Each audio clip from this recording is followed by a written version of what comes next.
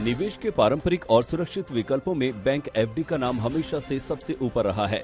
90 के दशक तक तो हर निवेशक बैंक एफडी में ही अपनी जमा पूंजी को रखना पसंद करता था। बीते 20-25 साल से शेयर बाजार से जुड़े निवेश विकल्पों के साथ ही दूसरे इन्वेस्टमेंट ऑप्शंस ने भी लोगों के दिलों में अपनी जगह बनाई है। लेकिन लोकप्रियता के पायदान पर अभी तक भी बैंक एफडी के नजदीक कोई दूसरा विकल्प नहीं पहुंच सका है। इनकी लोकप्रियता में भले ही अभी तक कोई भी कमी नहीं आई है, लेकिन रिटर्न देने के मामले में अब ये काफी पिछड़ते जा रहे हैं। दरअसल 8% की नजदीक पहुंच चुकी महंगाई ने इनसे मिलने वाले रिटर्न को शून्य के भी नीचे यानी नेगेटिव पर पहुंचा दिया है।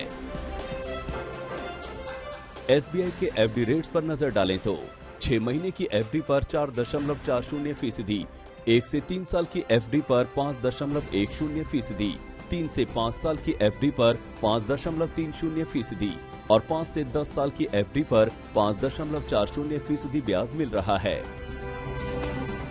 बीते कुछ साल से तो ब्याज दरों में कमी देखी ही जा रही है।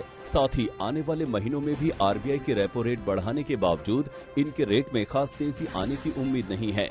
वैसे भी बैंकर्स की ब्याज दरों में तो तुरंत इजाफा कर देते हैं, लेकिन एफडी पर ज्यादा ब्याज देने में अक्सर देरी करते हैं।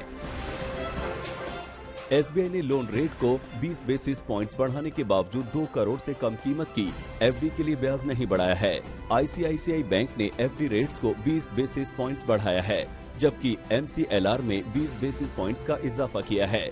वहीं एचडीएफसी जियो ने एफडी रेट्स में 20 बेसिस पॉइंट्स की बढ़ोतरी की है, जबकि एमसीएलआर ने 30 बेसिस पॉइंट्स बढ़ाया है।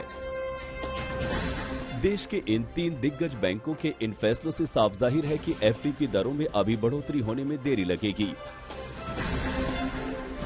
एफडी के रेट बढ़ाने के नाम पर बैंक केवल 3 साल से ज्यादा अवधि या मोटी रकम की एफडीज पर ब्याज दर बढ़ा रहे हैं, यानी 2 करोड़ या उससे ज्यादा अमाउंट की एफडी पर ही ज्यादा ब्याज मिल रहा है।